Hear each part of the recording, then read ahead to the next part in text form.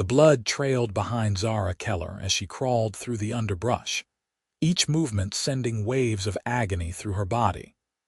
The bullet wound in her side pulsed with her heartbeat, warm blood seeping between her trembling fingers as she pressed them against the injury. Behind her, the echo of Thomas Blackwell's laughter still rang in her ears. "You ain't worth the trouble, Zara," he had said, before pulling the trigger and leaving her to die in the wilderness outside Willow Creek, New Mexico. It was 1875, and Zara had believed Thomas loved her. 6 months of sweet words and promises had led to this moment betrayal in the most brutal form. They had ridden out that morning with the pretense of a picnic, Thomas claiming he had a surprise for her. The surprise turned out to be a bullet and abandonment. The summer heat beat down mercilessly as Zara dragged herself toward what she hoped was the direction of town. Her vision blurred, trees and sky melting together in a disorienting swirl. The once beautiful blue dress Thomas had complimented that morning was now torn and stained dark red. "Help," she whispered, her voice barely audible even to her own ears. "Please, someone." Consciousness slipped away from her like water through fingers. As darkness overtook her, Zara collapsed beneath the sprawling branches of a cottonwood tree, her blood soaking into the thirsty earth beneath her. Vaughn Jericho tracked the deer through the wooded hills with practiced patience. At 30 years old, he'd spent most of his life in the saddle, working cattle and occasionally hunting when the ranch supplies ran low. His weathered hat shaded ice-blue eyes that missed little, and his lean, muscular frame moved with the quiet confidence of a man comfortable in the wilderness. He'd been following the buck for the better part of an hour when his horse, Domino, suddenly tensed beneath him. The black gelding's ears pricked forward, nostrils flaring. "What is it, boy?" Vaughn murmured, loosening his grip on the reins to allow the horse to guide him. Domino moved cautiously forward through the trees, stepping carefully until they came upon a sight that made Vaughn's blood run cold. A woman lay crumpled on the ground, her blue dress soaked with blood. Dismounting quickly, Vaughn rushed to her side, his hunting forgotten. He knelt beside her, pressing his fingers to her neck. A pulse faint but present. Relief washed over him. "Madam," he called, gently turning her over. Her face was pale as milk, lips tinged blue, but she was undeniably beautiful even in this dire state.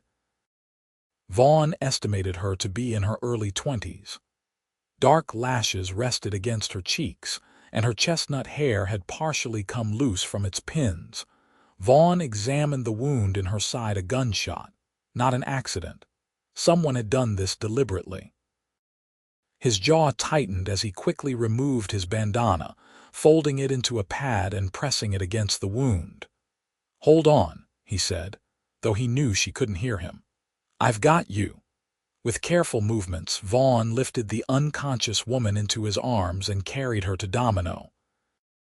It took some maneuvering to get her settled in front of him on the saddle, but he managed it, keeping one arm securely around her waist as he guided Domino back toward his cabin. Vaughn's property lay about 3 miles outside Willow Creek, a small but growing settlement in New Mexico territory. He'd built the cabin himself 4 years ago after saving enough from his work as a ranch hand. It wasn't much, but it was a comfortable 2-room structure with a small corral for his horses. As they approached the cabin, Vaughn's mind raced with questions. Who was this woman? Who had shot her and left her to die? Most importantly, would she survive the night?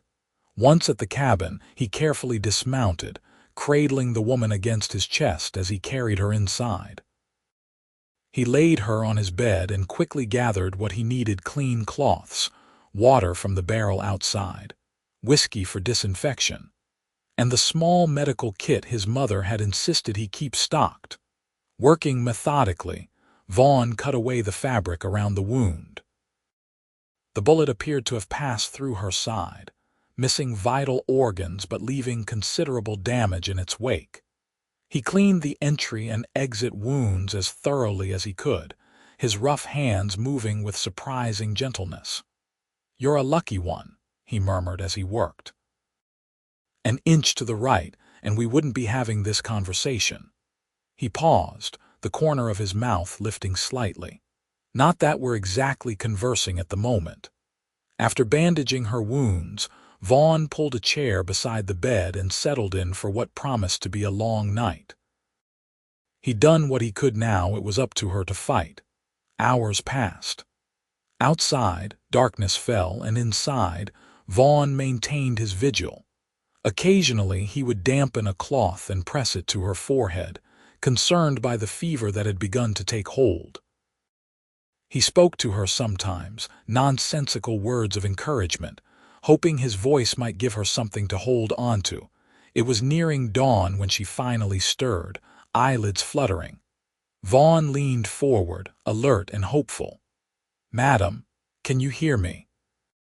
Her eyes opened, fully hazel eyes, he noted, flecked with gold and immediately filled with panic. She tried to sit up, a small cry escaping her lips as the movement pulled at her wound. "Easy now," Vaughn said, placing a gentle hand on her shoulder. "You're safe. I found you in the woods." "You've been shot." "Thomas," she whispered, her voice hoarse. He shot me." Vaughn's expression darkened. "Thomas? Who's Thomas?" He was my." She closed her eyes briefly, tears spilling onto her cheeks. "He said he loved me." Anger flared in Vaughn's chest, but he kept his voice calm. "What's your name?" Zara Keller." "I'm Vaughn Jericho. You're at my cabin outside Willow Creek. You're safe here, Miss Keller." Zara's eyes darted around the modest room, taking in the rustic furniture, the glowing embers in the fireplace, the rifle propped in the corner. Her gaze returned to Vaughn, studying him, the stubble on his jaw, the concern in his blue eyes, the rolled-up sleeves revealing tanned, muscular forearms. "You saved me," she said softly. Vaughn shrugged, suddenly uncomfortable with her scrutiny. "Found you is all. Anyone would have done the same." "No," Zara said, her voice stronger now. "They wouldn't have." She attempted to sit up again, more slowly this time. Vaughn helped her, arranging pillows behind her back for support. "Thomas Blackwell," she said once she was settled. "That's who did this. We were courting.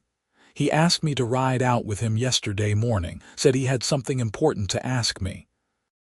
Her hands twisted in the blanket covering her.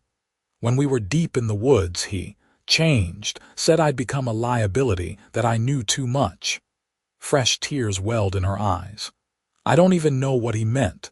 He just pulled out his pistol and—" She couldn't continue, her shoulders shaking with silent sobs. Vaughn handed her a handkerchief, his mind working through what she'd told him. The name Thomas Blackwell was familiar, a businessman who'd arrived in Willow Creek about a year ago. Fancy clothes, smooth talk, always carrying a silver-handled pistol. Vaughn had never trusted him. "You have family in town?" Vaughn asked once her tears had subsided. Zara shook her head. "My parents died 2 years ago. I worked at the Silver Dollar Hotel as a housekeeper. I have a small room there. This Thomas, does he know where you work, where you live?" Understanding dawned in her eyes, followed by fear. "Yes, he's a regular at the hotel restaurant. That's how we met." Vaughn nodded grimly. "Then you can't go back there, not right away. He thinks you're dead, and it's best he keeps thinking that until we figure out what to do." Zara asked, looking up at him in surprise. "I'm not about to send you off to face a murderer on your own, Miss Keller," Vaughn said, rising from his chair. "You'll stay here until you're healed up proper, and meanwhile, I'll do some asking around about Mr. Blackwell. Something tells me shooting young women isn't his only sin." Zara watched him move about the cabin, stoking the fire and putting coffee on to boil. His movements were efficient, purposeful. Everything about him spoke of capability and quiet strength so different from Thomas's flashy confidence. "Why would you help me?" she asked finally. "You don't know me." Vaughn turned to look at her, his expression serious. "My pa always said there are two kinds of men in this world, those who turn away from trouble and those who face it. I've never been much good at turning away." He poured coffee into a mug and brought it to her. "Besides, no one deserves to be left for dead like that.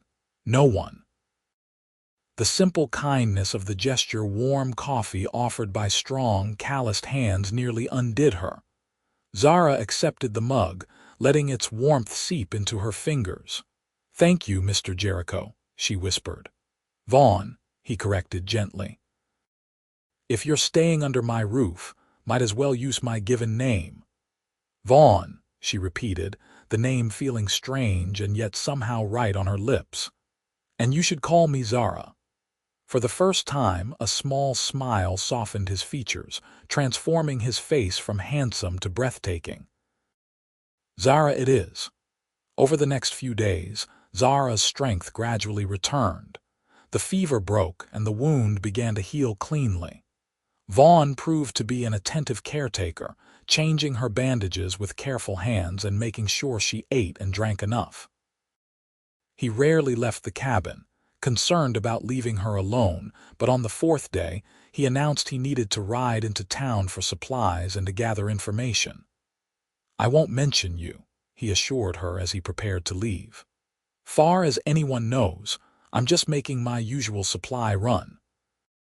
But I'll keep my ears open about Blackwell." Zara nodded from her seat by the window, where she'd taken to spending her days looking out at the rugged landscape. She wore one of Vaughn's shirts, the sleeves rolled up numerous times, and a pair of his trousers held up with a piece of rope. The clothes swallowed her small frame, but they were clean and comfortable. "Be careful," she said. He's dangerous, more than I realized." Vaughn checked his pistol before sliding it into its holster. "I can handle myself. I'll be back before sundown." After he left, the cabin felt strangely empty. Zara had become accustomed to his presence, the sound of his boots on the wooden floor, his deep voice commenting on the weather or asking if she needed anything. Despite the circumstances, there was something comforting about sharing this space with him. She used the time alone to move around more, testing her healing body. The wound still pulled painfully if she moved too quickly, but she managed to wash the breakfast dishes and tidy the main room. It felt good to be useful after days of being cared for.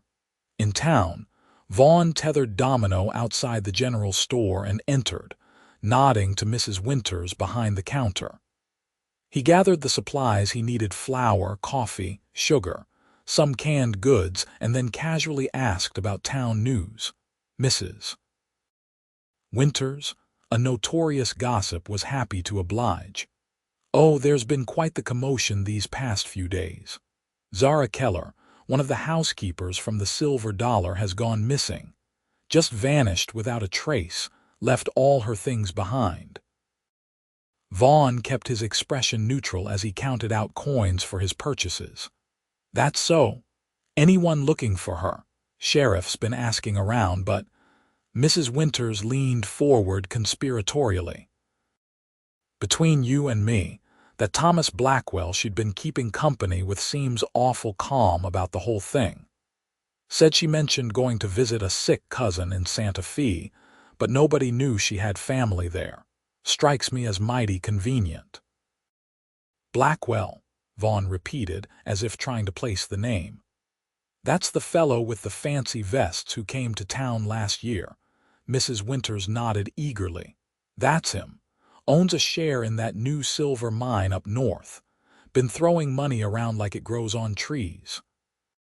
She lowered her voice further. "Though I heard tell from my nephew, who works at the assay office, that the mine might not be as productive as Blackwell claims. Lot of investors getting nervous." Vaughn gathered his supplies, his mind working. A failing mine, Nervous investors, it painted an interesting picture. "Appreciate the news, Mrs. Winters," he said, tipping his hat as he left. His next stop was the sheriff's office, where he found Sheriff Morris dozing at his desk. The older man startled awake at the sound of the door. "Jericho," he greeted, straightening in his chair. "What brings you to town?" Vaughn leaned against the doorframe. "Just picking up supplies. Heard there's a missing woman." Sheriff Morris sighed, rubbing his gray-streaked mustache. "Zara Keller, yes. No sign of foul play, though. Her room at the hotel wasn't disturbed, and Blackwell says she mentioned traveling. Still, it's odd she didn't tell her employer." "What do you know about Blackwell?" Vaughn asked, trying to sound merely curious. The sheriff shrugged. "Businessman from back east. Seems legitimate enough. Brought a lot of investment to the area with that silver mine." "Why?" "No reason," Vaughn said casually. "Just trying to piece together the gossip Mrs. Winters was sharing." Sheriff Morris chuckled. "That woman could talk the ears off a mule. Don't put too much stock in her stories." Vaughn nodded, but as he left the sheriff's office, his suspicions about Thomas Blackwell had only grown. His final stop in town was the Silver Dollar Hotel, where he took a seat at the bar and ordered a whiskey. The bartender, a red-faced man named Eddie, recognized him. "Jericho. Don't often see you in here. Just felt like a change of scenery," Vaughn replied, taking a small sip of his drink. "Place seems busy."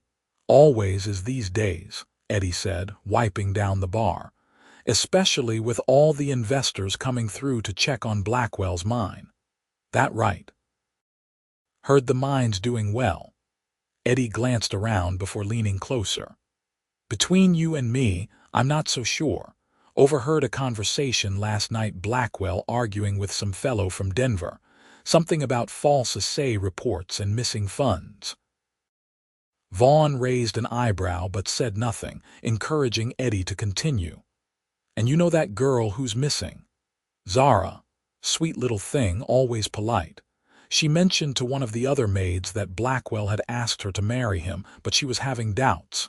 Said he seemed different when they were alone, controlling like." Vaughn's grip tightened on his glass. "When was this?" "Day before she disappeared." Eddie shook his head. "Shame what happened. Hope she turns up safe." "Hope so too," Vaughn said, finishing his drink and leaving a generous tip. As he left the hotel, he noticed a well-dressed man entering Thomas Blackwell himself, unmistakable with his silk vest and silver watch chain. The man's face was handsome in a conventional way, but his eyes were cold and calculating. Vaughn kept his head down as they passed each other, but he felt those cold eyes follow him briefly. By the time Vaughn returned to the cabin, the sun was beginning its descent toward the western horizon. Zara was waiting anxiously, relief flooding her face as he entered. "You were gone so long," she said, rising from her chair by the window. "I was worried." Vaughn set his supplies down on the table. "Had a lot to learn, and I did learn plenty." Over a simple dinner of beans and cornbread, he shared everything he'd discovered: the mine's apparent troubles, the argument Eddie had overheard, and Blackwell's explanation for Zara's disappearance. "He told everyone I went to visit a cousin," Zara said incredulously. "I don't have any family left, not in Santa Fe or anywhere else." "He's covering his tracks," Vaughn said grimly, "and doing a poor job of it, but the sheriff has no reason to doubt him without evidence."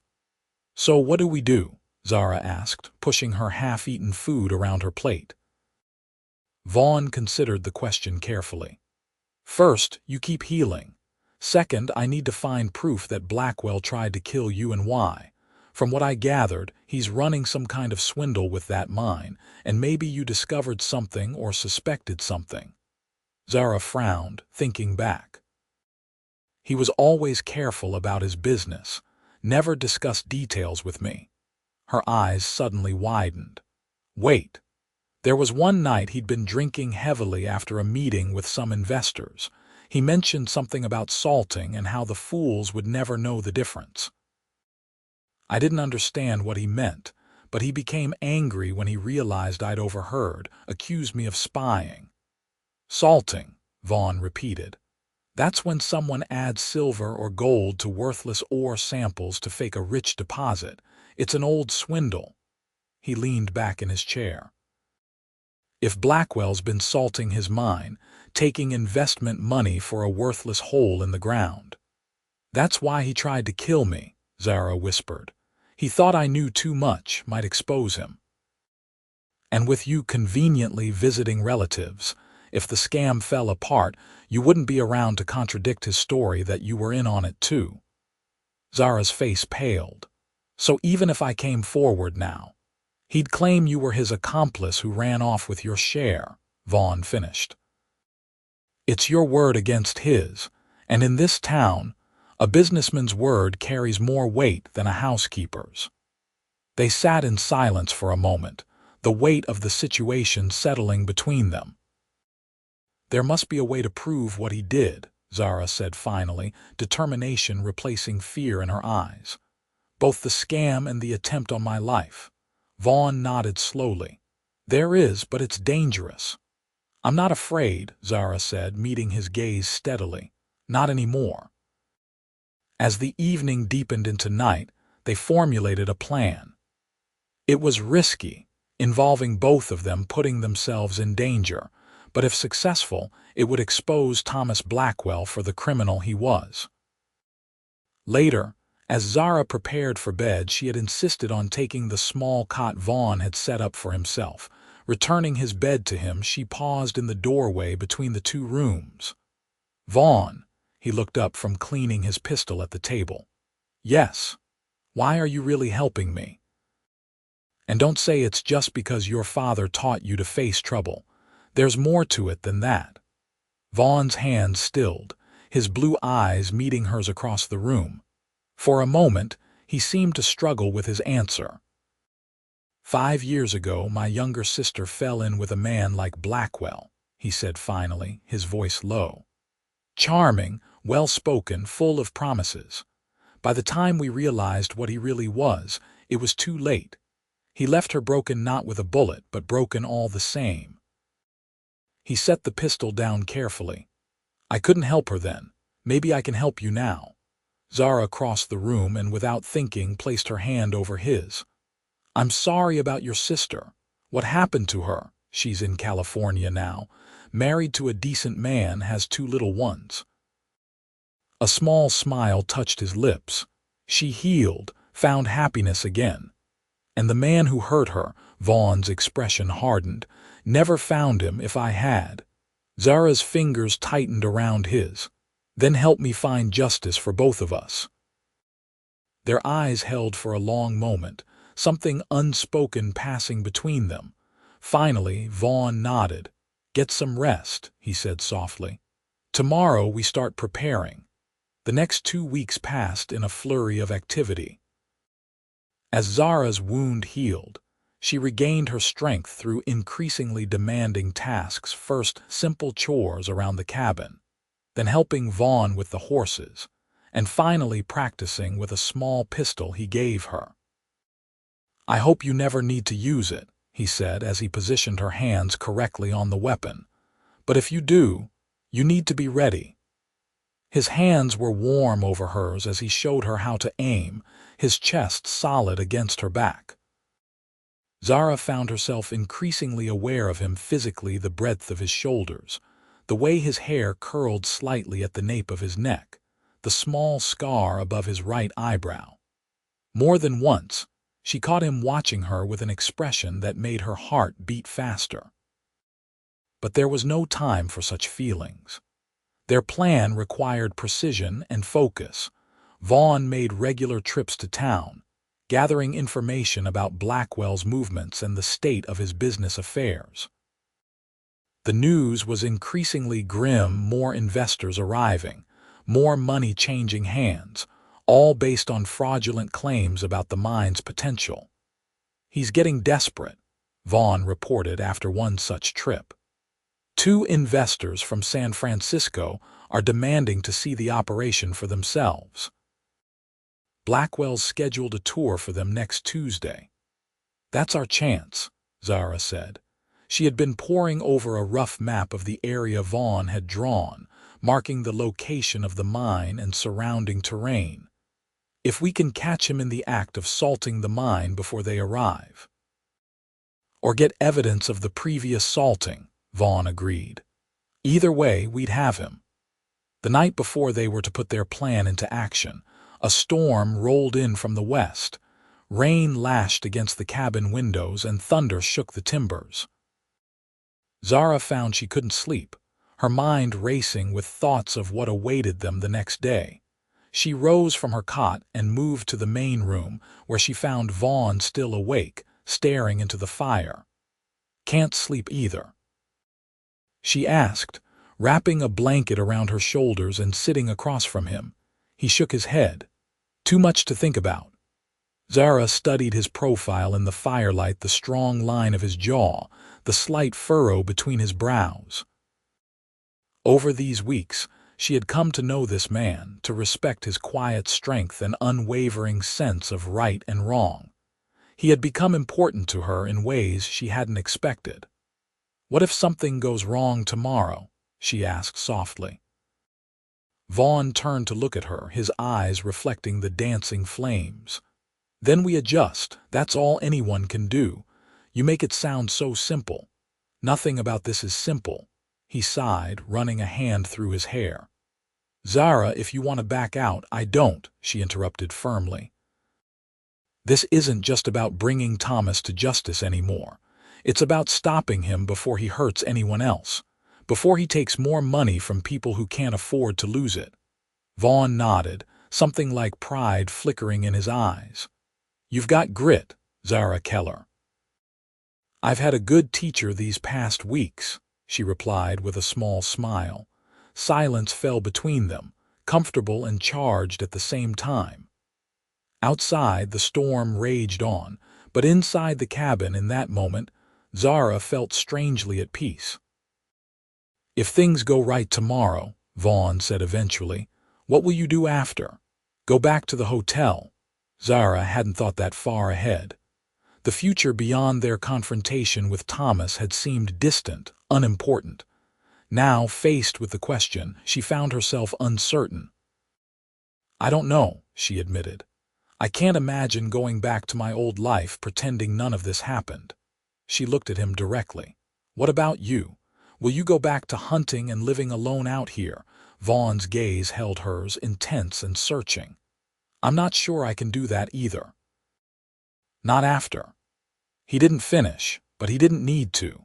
Something had changed between them, something neither of them had anticipated when he'd found her bleeding in the woods. Before either could say more, a particularly loud crack of thunder startled them both. Zara laughed nervously, breaking the tension of the moment. "We should try to get some rest," Vaughn said, rising from his chair. "Tomorrow will be challenging enough without exhaustion added to it." Zara nodded, clutching her blanket closer. As she turned to go back to her room, Vaughn's voice stopped her. "Zara," she looked back at him. "Yes, whatever happens tomorrow, I'm glad I found you that day." The simple honesty of his words warmed her more than the fire ever could. "So am I, Vaughn, so am I." Dawn broke clear and cool after the storm, the air washed clean and the ground still damp. Vaughn and Zara prepared in near silence, each focused on the task ahead.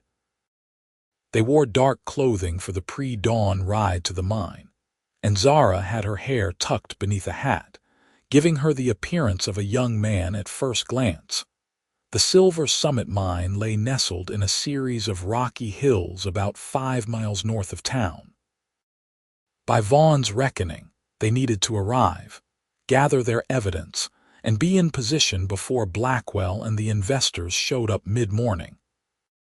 "Remember," Vaughn said as they mounted their horses Domino for him and a gentle mare named Sadie that he kept as a backup, "if anything feels wrong, we abandon the plan.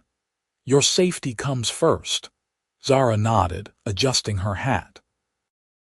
The pistol Vaughn had given her was tucked securely in the waistband of her borrowed trousers, a reassuring weight against her lower back. Her wound had healed to a puckered scar that still ached when the weather changed, but it no longer limited her movements. They rode in the growing light, keeping to less traveled paths. Vaughn led the way, occasionally glancing back to check on Zara. She sat tall in the saddle, her face set with determination. Pride swelled in his chest at her courage. The mine came into view just as the sun crested the eastern hills, a dark opening in the mountainside with crude wooden supports and a rail line for ore carts.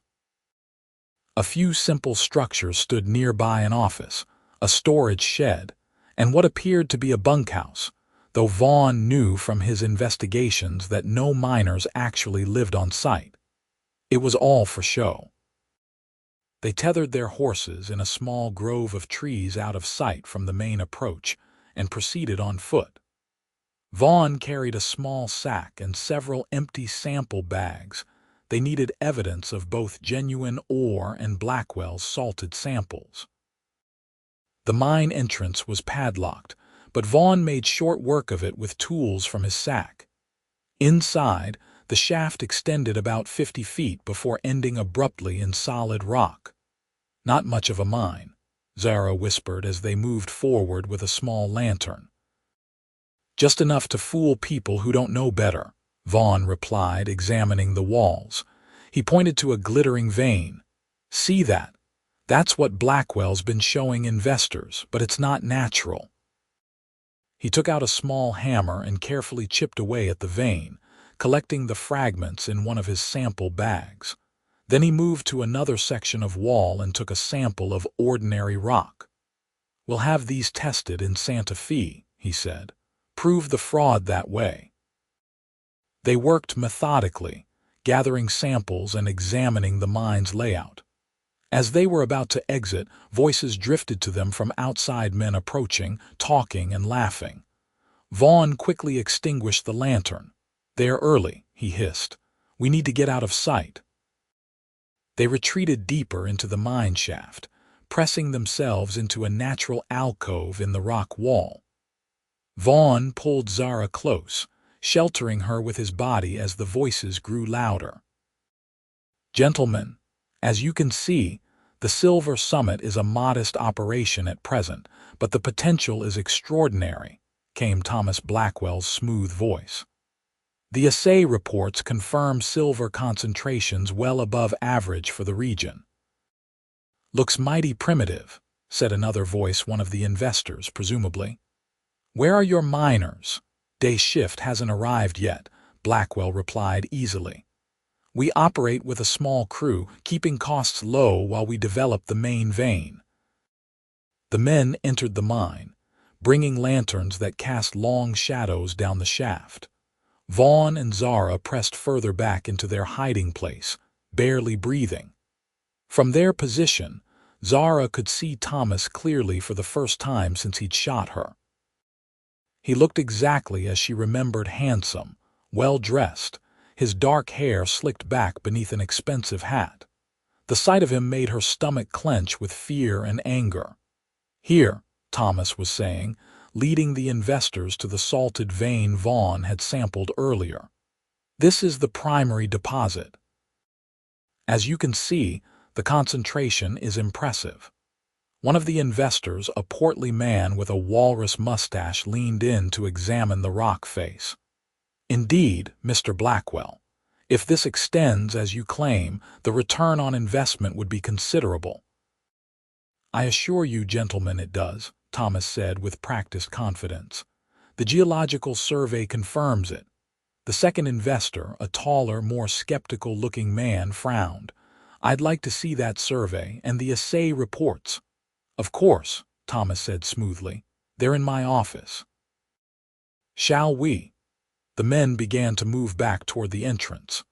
As they neared the alcove where Vaughn and Zara hid, Thomas suddenly stopped, his gaze catching on something on the ground.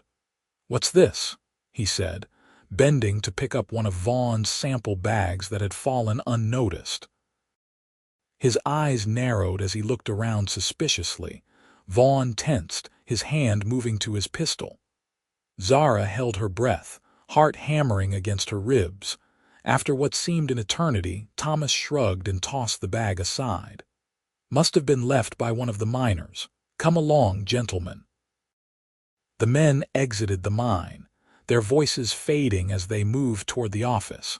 Vaughn and Zara remained motionless for several long moments, ensuring they were truly alone. "That was too close," Zara whispered finally. Vaughn nodded, his expression grim. "And it complicates things. We need to get to those assay reports before the investors do, if Blackwell has falsified them." "We need proof of that too," Zara finished. "They're in his office, which is currently occupied by him and his potential victims," Vaughn pointed out. Zara bit her lip, thinking quickly. We need a distraction. A plan formed rapidly between them. While the men were reviewing documents in the office, Zara would create a diversion near the bunkhouse, a small, controlled fire in a trash barrel that would draw attention without causing real damage. Meanwhile, Vaughn would enter the office from the rear window, locate and copy or take the falsified documents, then slip out before anyone returned.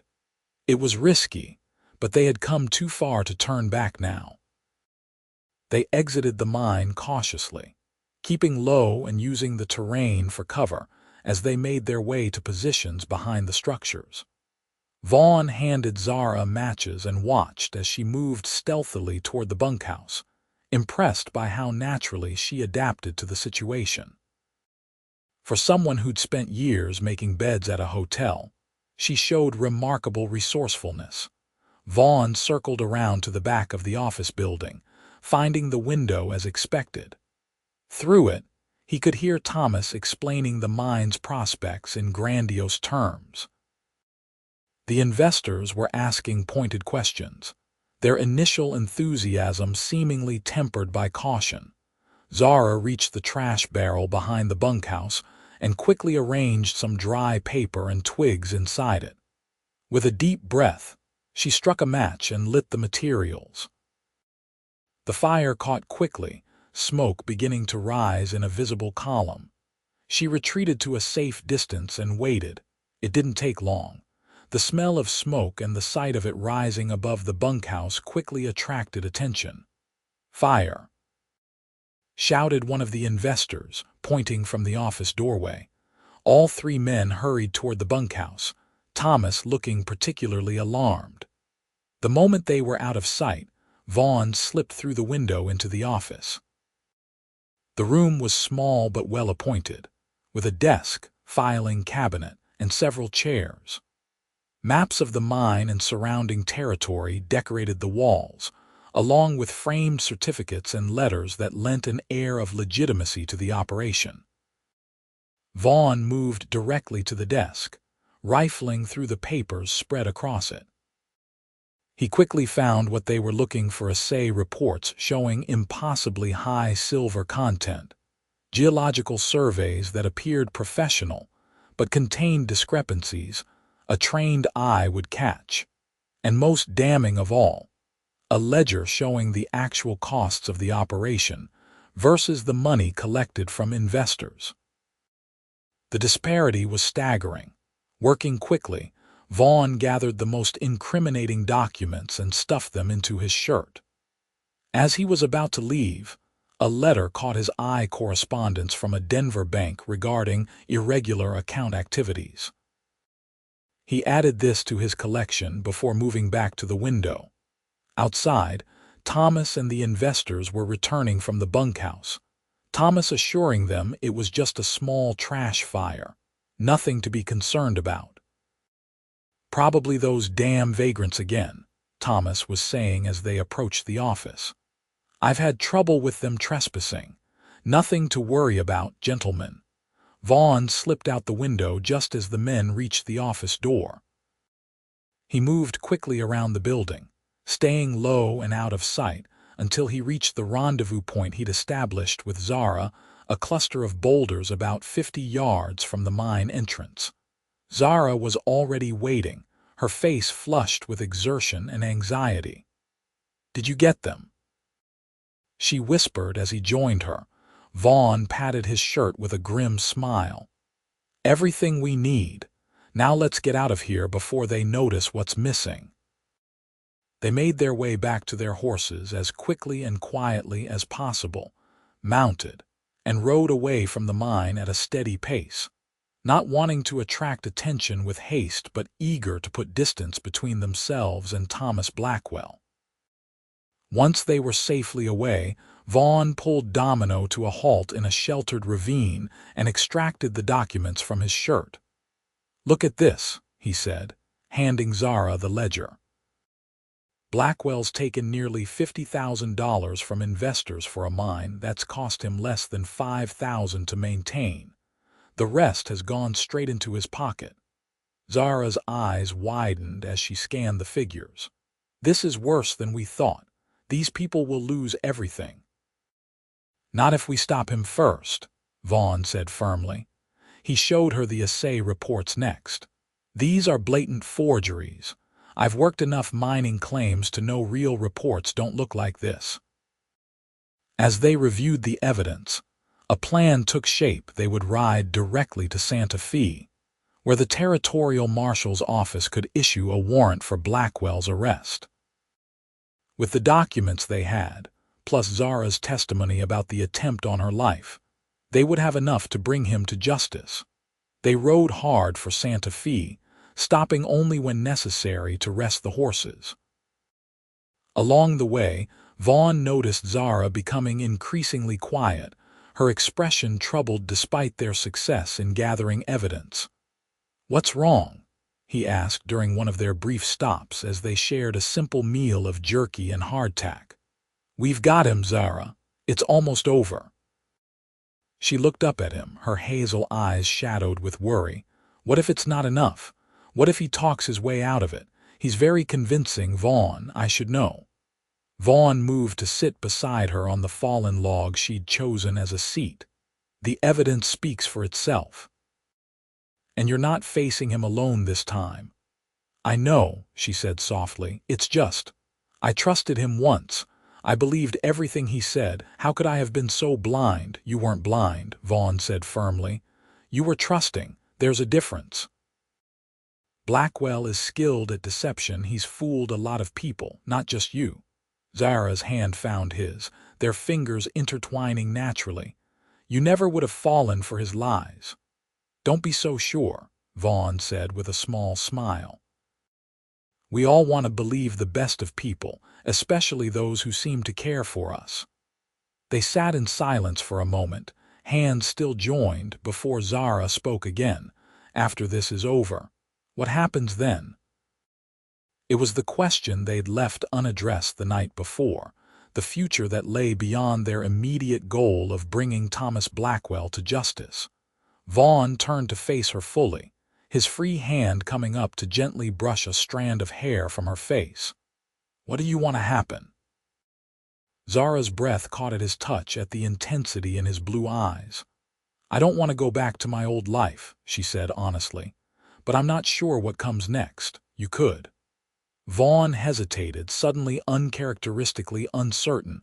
"You could stay at the cabin with me.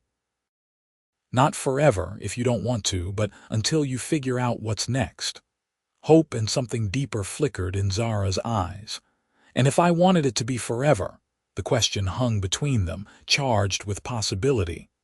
Vaughn's gaze dropped to her lips, then back to her eyes. "Then I'd be the luckiest man in the territory," he said quietly. The distance between them vanished as Zara leaned forward, pressing her lips to his in a kiss that started gentle but quickly deepened with weeks of unacknowledged feelings. Vaughn's arms wrapped around her, pulling her closer as he returned the kiss with equal fervor. When they finally broke apart, both breathing harder, Vaughn rested his forehead against hers. "We should get moving," he murmured, though he made no move to release her. "Santa Fe is still hours away." Zara nodded reluctantly. And Thomas is still free. Not for long, Vaughn promised, pressing one more quick kiss to her lips before standing and helping her to her feet. They reached Santa Fe as dusk was settling over the city. The territorial marshal's office was still open, a lamp burning in the window. Vaughn and Zara entered, dusty and tired from their journey but determined. Marshal James Wilson was a tall, imposing man with a gray beard and shrewd eyes. He listened carefully as they presented their evidence and told their story: Zara's relationship with Thomas, the attempted murder, their discovery of the mining fraud, and the evidence they'd gathered. "This is serious business," the marshal said, examining the documents spread before him. "Fraud, attempted murder. Blackwell won't go down easy for this." "But you'll arrest him," Vaughn pressed. Marshal Wilson nodded slowly. "These documents are compelling, and Miss Keller's testimony about the shooting is detailed. Yes, I'll issue a warrant. But I'll need you both to remain in Santa Fe until we've apprehended him." Relief washed over Zara. Finally, after weeks of hiding and planning, justice was in motion. The marshal arranged rooms for them at a nearby hotel, separate rooms, though adjacent, and promised to send deputies to Willow Creek at first light to arrest Thomas Blackwell. As they settled into their rooms that evening, the reality of what they'd accomplished began to sink in. Zara sat on the edge of her bed, emotions warring within her: relief, anticipation, lingering fear, and the new, tentative feelings for the man who'd saved her life and helped her find justice. A soft knock at the connecting door between their rooms pulled her from her thoughts. "Come in," she called. Vaughn entered, looking freshly washed, his damp hair curling slightly at the ends. He changed into a clean shirt provided by the hotel, and Zara was struck again by how handsome he was. "Just wanted to check on you," he said, remaining near the door. "It's been a long day." "I'm all right," she assured him. "Better than all right, actually. For the first time since it happened, I feel like I can breathe again." Vaughn smiled, the expression warming his usually serious face. "Good. You deserve that peace." "It's because of you," Zara said, rising from the bed and moving toward him. "You didn't have to help me, Vaughn. You could have taken me to town that first day, let the doctor and sheriff handle it." "I couldn't do that," he said softly as she came to stand before him.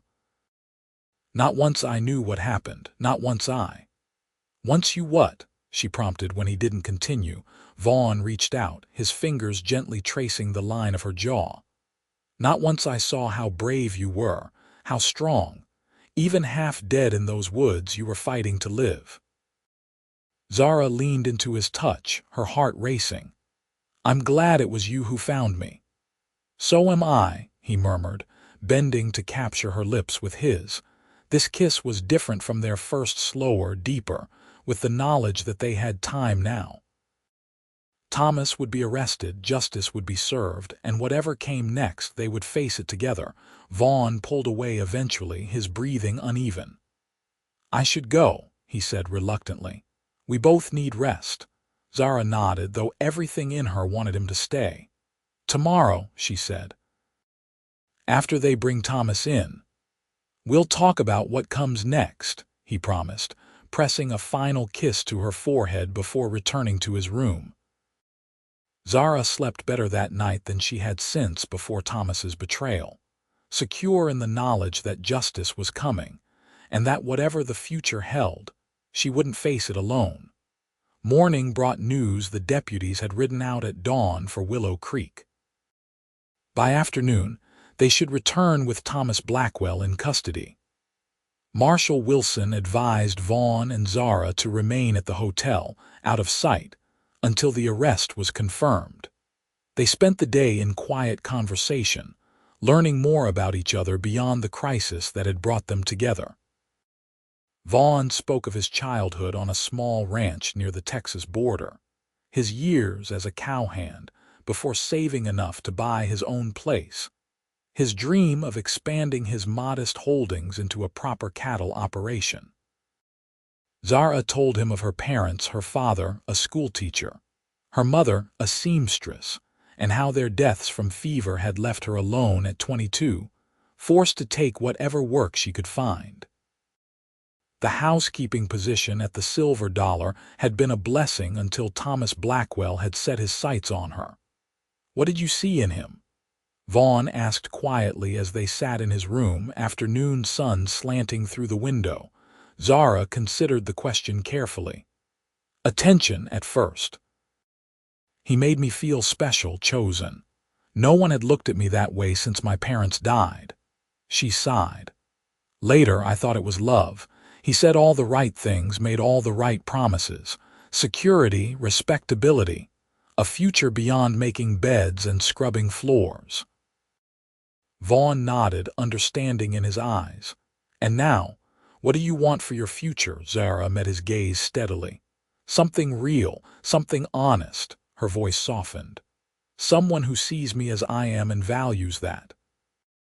Before Vaughn could respond, a commotion in the street below drew their attention. Looking out the window, they saw several riders approaching the marshal's office, the deputies returning from Willow Creek, but there was no sign of Thomas Blackwell among them. Concern creasing his brow, Vaughn grabbed his hat. "Wait here. I'll find out what happened." Zara nodded, anxiety returning as she watched him leave. Something had gone wrong, she could feel it. Vaughn returned 20 minutes later, his expression grim. "Blackwell's gone. Cleared out of his hotel room sometime yesterday. The deputies searched everywhere, his office, the mine, the town. He's vanished." Zara sank onto the bed, her hands trembling. "He knew. Somehow he knew we were coming for him." "The sample bag I dropped," Vaughn said, anger at himself evident in his voice. "Or maybe he noticed the missing documents. Either way, he's running." "So he gets away with it?" Zara asked, despair threatening to overwhelm her. "After everything?" Vaughn knelt before her, taking her hands in his. "No. The marshal's sending telegrams to every law enforcement office in the territory and beyond. Blackwell's description, the charges against him, it'll all be known. He'll be a wanted man everywhere he goes. But what if they don't catch him? Then we go on with our lives knowing we did everything we could," Vaughn said firmly. "He's lost his scheme, his reputation, his standing. He'll spend the rest of his life looking over his shoulder. It wasn't the justice they'd hoped for, but it was something. Thomas Blackwell would never again be the respected businessman of Willow Creek. He would never again charm innocent women with false promises." "What do we do now?" Zara asked. "We go home," Vaughn said simply. "Back to my cabin. We start whatever comes next. Together." Vaughn smiled, squeezing her hands. Together. They left Santa Fe the next morning, having given Marshal Wilson detailed statements and their promise to testify if Thomas was ever apprehended. The journey back to Willow Creek took 2 days, during which Zara found herself increasingly anticipating their arrival at Vaughn's cabin, her new home, at least for now. As they rode, Vaughn pointed out features of the landscape, sharing his knowledge of the territory and his plans for his small ranch. Zara listened, offering suggestions and questions that made him look at her with growing admiration. "You know," he said as they made camp the first night, "I've been thinking about expanding the garden next spring, growing more than just basics." "That would be wonderful," Zara replied, imagining rows of vegetables and perhaps some flowers brightening the area around the cabin. "I helped my mother with her garden when I was younger. I've missed having one."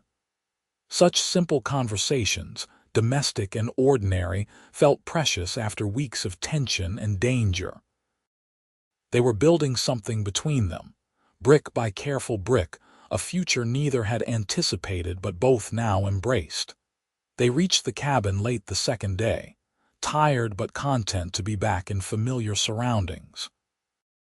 As Vaughn tended to the horses, Zara moved through the cabin, seeing it with new eyes not as a temporary shelter but as a home. It was small and rustic, but solid and well-built, like the man who'd created it. That evening, as they sat together by the fire after a simple meal, Vaughn took Zara's hand, his expression serious. "I want you to stay," he said quietly. "Not just for now, but for good. I know it's fast, and I know we've only known each other under these strange circumstances," but Zara stopped his words with a kiss, soft and sweet. "Yes," she said against his lips. "Yes, I'll stay." Vaughn's arms encircled her, drawing her closer. "I don't have much to offer yet," he murmured. "The cabin, some land, plans for the future." "It's more than enough," Zara assured him, resting her head against his chest. "It's everything I need." 2 weeks later, they rode into Willow Creek together. It was Zara's first time back in town since Thomas had tried to kill her, and she felt a mixture of anxiety and determination as they approached. They had business to conduct, visiting the sheriff to update him on the situation, collecting Zara's few possessions from her room at the hotel, and most importantly, speaking with the minister about a wedding. The town reacted to Zara's return with surprise and curiosity. The story of Thomas Blackwell's crimes had spread, though many details remained unclear. Seeing Zara alive and well, and clearly in a relationship with Vaughn Jericho, set tongues wagging, but Zara found she cared little for gossip now. Sheriff Morris apologized profusely for having doubted her disappearance was suspicious. "If I'd known," he said, shaking his head regretfully, "if I'd looked harder." "You had no reason to suspect," Zara assured him. "Thomas was very convincing." After collecting her belongings, pitifully few, fitting into a single carpet bag, they visited Reverend Parker at the small church on the edge of town. The minister listened to their story with compassion and agreed to perform a simple ceremony the following Sunday. "It won't be much of a wedding," Vaughn said apologetically as they rode back to the cabin. "No fancy dress, no big celebration." Zara smiled, happiness warming her despite the autumn chill in the air. "It will be perfect. Just us, making promises we intend to keep." The wedding day dawned clear and cool, a perfect late autumn morning. Zara wore her best dress, a simple blue cotton that Vaughn had never seen before, with wildflowers in her hair. Vaughn had shaved carefully and donned a clean shirt and his one good jacket, looking both handsome and endearingly uncomfortable in such formal attire. The ceremony was brief but meaningful, attended only by a few of Vaughn's neighbors and friends. As they exchanged vows in the small church, Zara looked into Vaughn's eyes and saw everything she'd ever wanted: honesty, respect, partnership, and love. Not the flashy, dramatic love Thomas had pretended to offer, but something deeper and truer. "I take you, Zara Keller, to be my lawfully wedded wife," Vaughn said, his voice steady but full of emotion.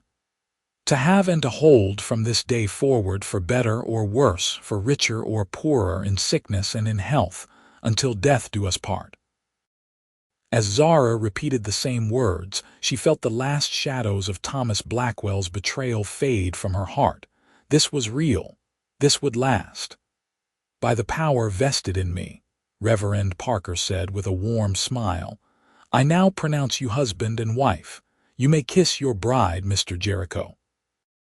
Vaughn leaned down, capturing Zara's lips in a tender kiss that promised a lifetime of days just like this one, honest, real, and filled with love.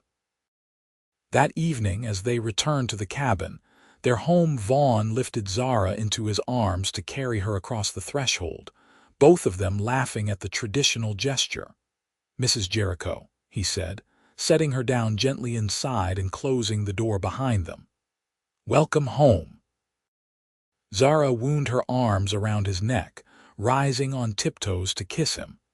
"Home," she repeated against his lips. I like the sound of that. Winter settled over Willow Creek, bringing snow and long evenings by the fire.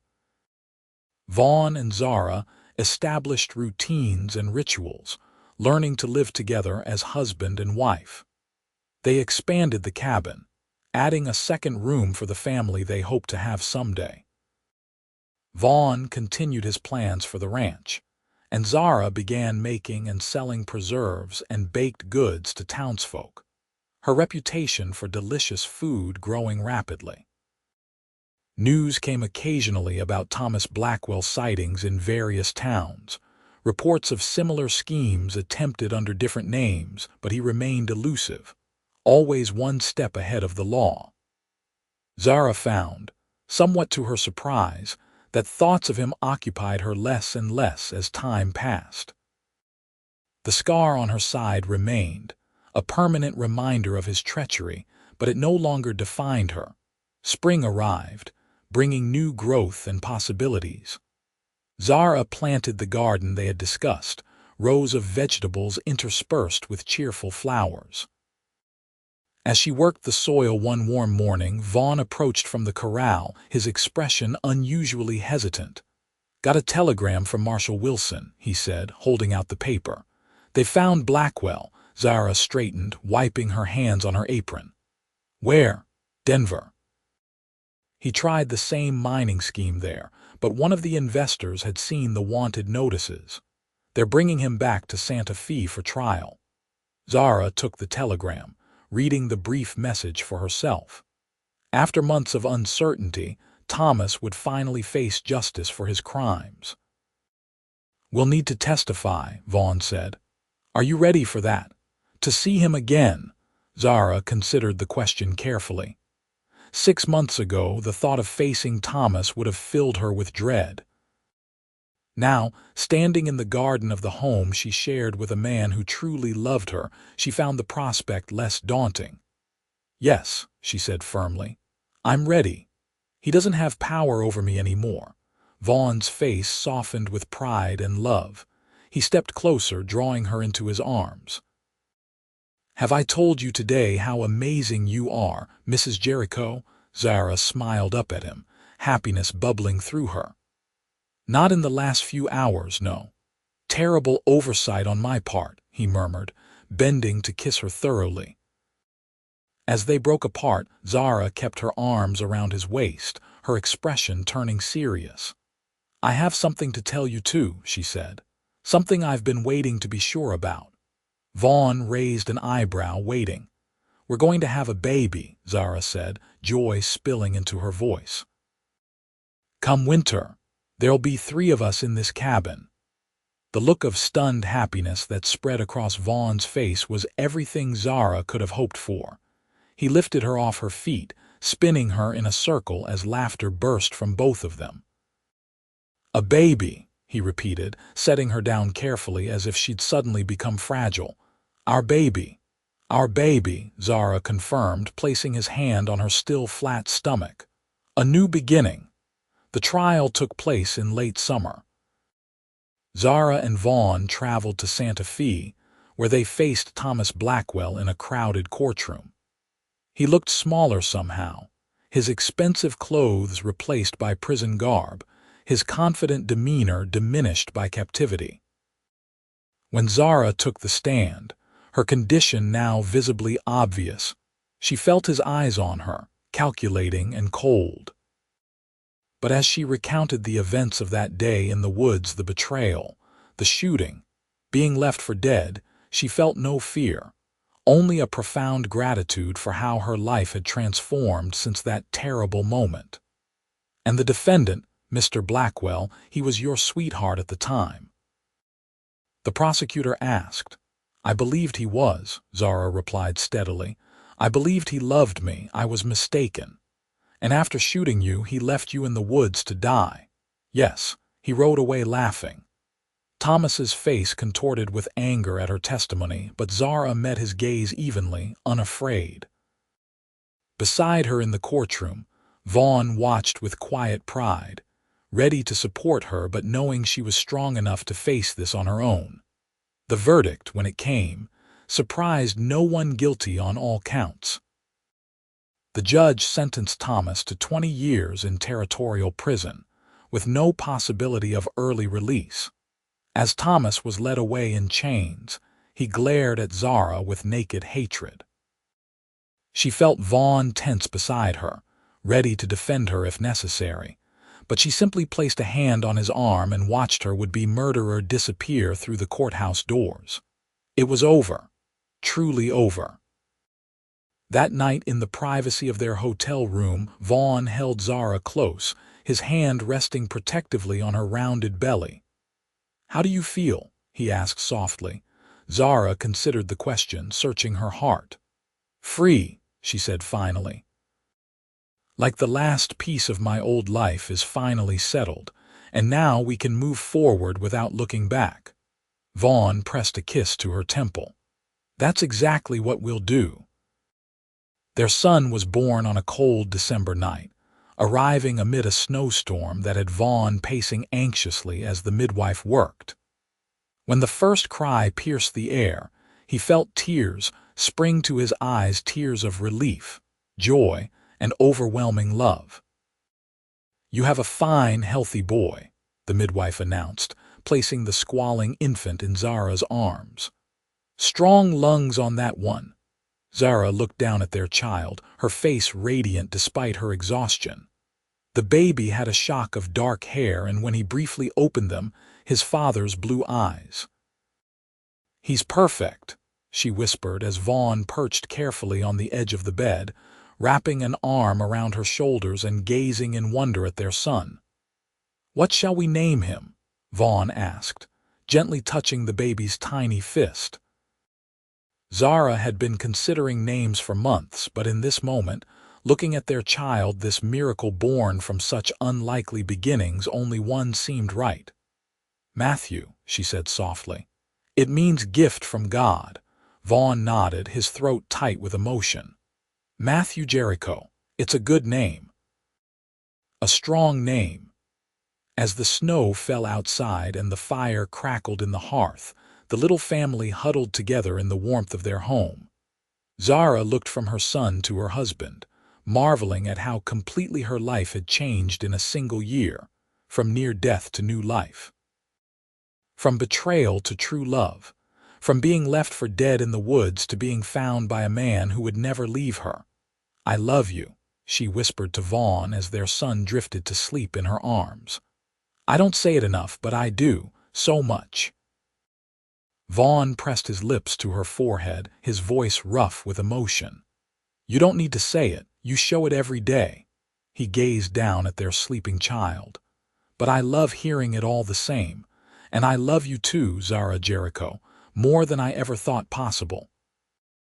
Outside, the snow continued to fall, covering the land in a clean white blanket, nature's way of creating a fresh start. Inside the cabin, wrapped in the warmth of family and love, Zara knew that her fresh start had come the day Vaughn Jericho found her in the woods.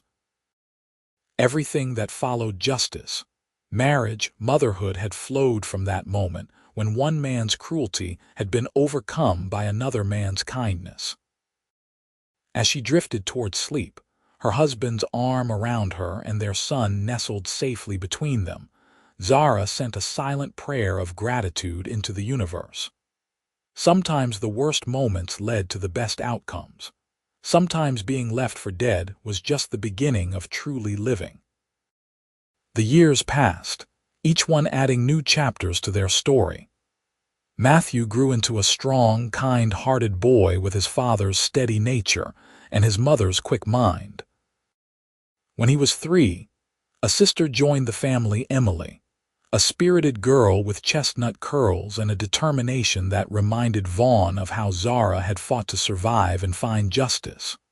The ranch prospered under their joint care, expanding from a modest homestead to a respectable cattle operation.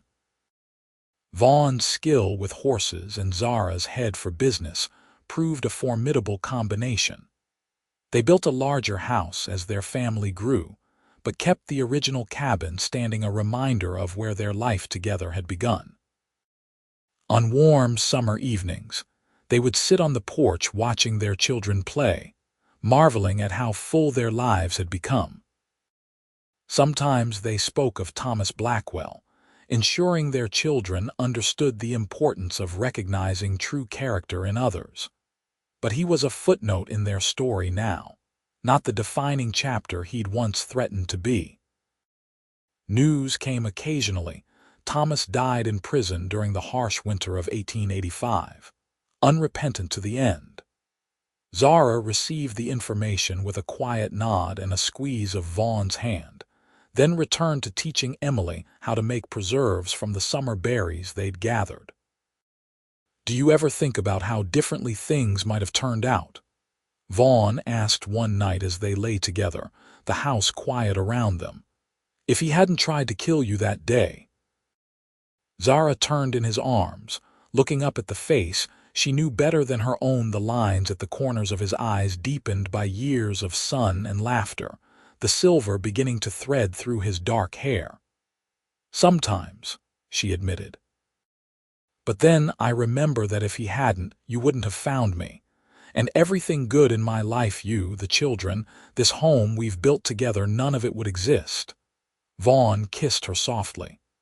"I'd have found you somehow," he murmured against her lips. "Maybe not in those woods that day, but somewhere, sometime. I believe that." Zara smiled, warmth spreading through her at his words.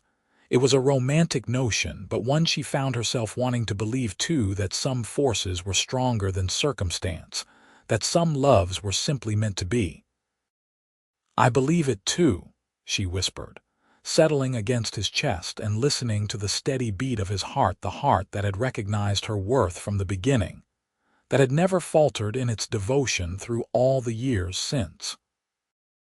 Outside their window, stars scattered across the New Mexico sky like diamonds on velvet.